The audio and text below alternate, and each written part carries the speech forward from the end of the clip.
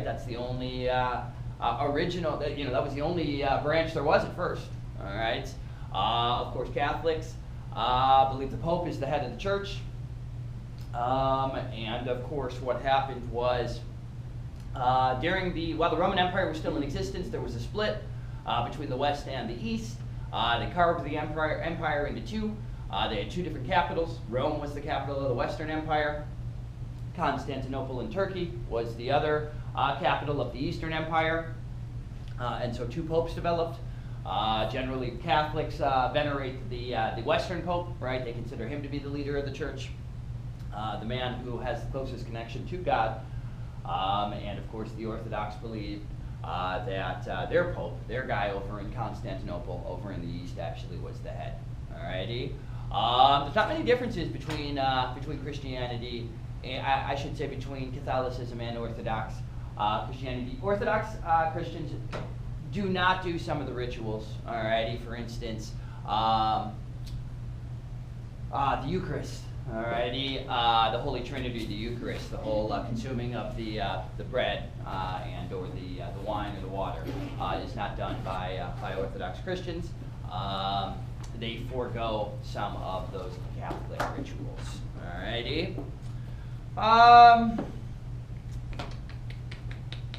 Obviously, why does Protestantism get formed? Protestantism is formed by some rebellious Catholics, some Catholics that thought that the church was too corrupt, that it was too big, that it had lost its way, that the messages in the Bible were not being passed along to the people of Europe, that the church had just gotten too powerful, and the leaders of the church obviously were too wealthy and too corrupt, and so some of these individual priests broke away. It was called the Protestant Reformation. It was led by a guy named Martin Luther. When that happened, many northern European countries broke away and embraced Protestantism, including England. All right, so England becomes kind of the center of the Protestant faith. That becomes very important because obviously England's going to become a global empire and they're going to spread Protestantism around the world. So again, the three branches are Catholicism, Orthodox Christianity, and Protestantism. All right, Protestantism is the most simplistic, the easiest to follow, the least amount of rules, the least amount of rituals. Obviously, it makes sense because it's also the most recent. All righty, as well. Okay. Questions? Yeah. Where did it diffuse to? Which one? Christianity. Well, hey, it's diffused all throughout Europe, of course, right? It's diffused into North and South America, all right? Obviously, because of colonization, right? It's dominant in places that speak English, right? Like Australia, alrighty. And of course, I mean, let's face it, it's all over the world, right? I mean, there are many Christians in Africa, right? But obviously, Europe, North and South America, and Oceania are the areas where it's considered to be most dominant. Okay. Let's see here. Many denominations in Protestantism. Alrighty. Catholic and Orthodox Christianity don't have a lot of individual denominations. All right. They're much more concentrated. However, Protestantism has dozens and dozens and dozens of different individual denominations, different interpretations of the Bible. Usually there are slight differences with these folks in terms of their practices, not in their beliefs. Obviously, they all believe Jesus is the Messiah, alrighty? But individual worship rules, for instance, some believe in baptism, some believe in kind of a regular baptism, alrighty? Others, baptism's not important to them. Just if you embrace God, that's enough, alrighty? Holy sites, again, usually correspond to major events in Jesus' life, right? Religious structures, churches, right? Temples, cathedrals, alrighty? Churches are the smallest, cathedrals are the largest. They almost look like fortresses, alrighty?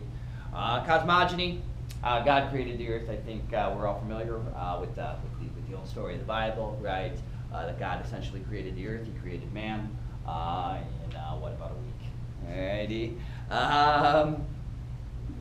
Unique religious practices or customs. I think that one's the easiest for us, right? Because many of us have a Christian background. Again, church attendance, very important. 10 Commandments you're expected to follow. Other than that, right? you know, it depends. It varies from individual denomination to denomination in Christianity. Relics, holy symbols. Again, the cross. Alrighty, is considered to be the most famous sign of Christianity.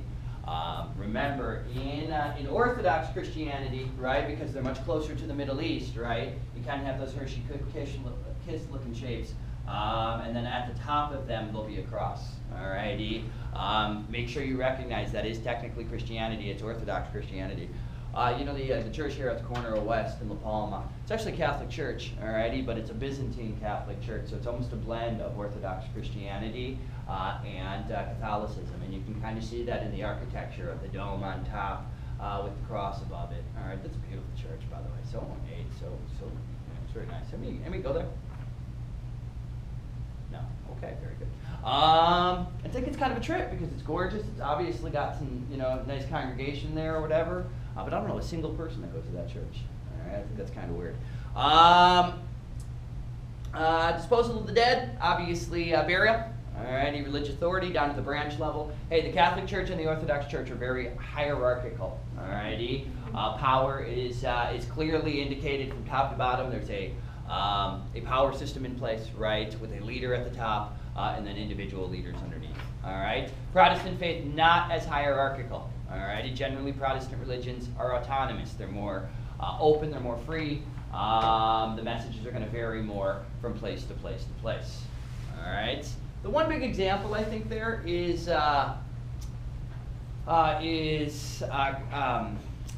Mormonism. All right, Mormonism actually is considered to be a Protestant faith that is hierarchical. All right, that does have a lot of control from the church elders. Okay. Islam. Islam originated in the Middle East as well. Remember the cities of Mecca and Medina. All righty. It diffused outward because of conquest. All right. Remember warfare. After some of these early leaders in the Middle East converted over to Islam, they then went to war with surrounding countries in an effort to spread Islam by force, if necessary, into new areas. Alrighty, so conquest is the primary reason why Islam diffused so rapidly outward from the Middle East. It exists in North Africa today, obviously, all throughout the Middle East. It now exists all the way kind of into India, into northern India as well, even down into Indonesia and Southeast Asia. Its founder, of course, is the Prophet Muhammad. The story behind its founding, again, Muhammad was a merchant. Alrighty, who claimed that God spoke to him during his travels from Mecca to Medina. And of course, Muslims believe Muhammad is the real prophet, the real Messiah, whereas Christians believe it was Jesus who came before. All right. Where the religion dominant, we already covered that. What are its branches? Remember, there are two major branches of Islam: Sunni Islam. About 85% of the world, Muslims around the world are Sunni. Alrighty. Chances are, if you meet a Muslim, 8 out of 10 or 9 out of 10 are going to be Sunni. Alrighty. Saudi Arabia, alrighty, the birthplace of Islam, alrighty, where Mecca and Medina are located, is considered to be the heart of the Sunni faith.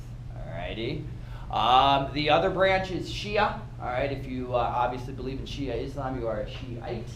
The area that has nearly all of the Shiites in the world is the country of Iran. Alright.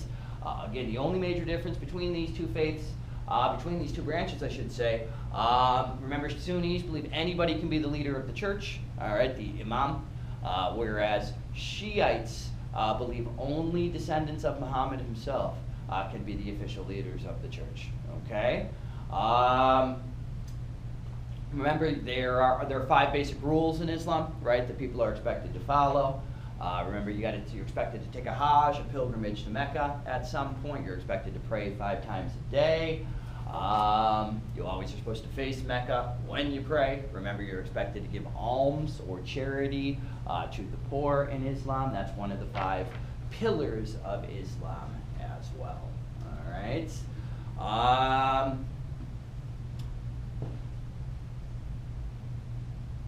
Holy sites, again, are sites that correspond to Muhammad's life, right, and his travels from place to place to place. He actually lived a fairly long time. If I'm not mistaken, he lived into like his 60s. Alrighty.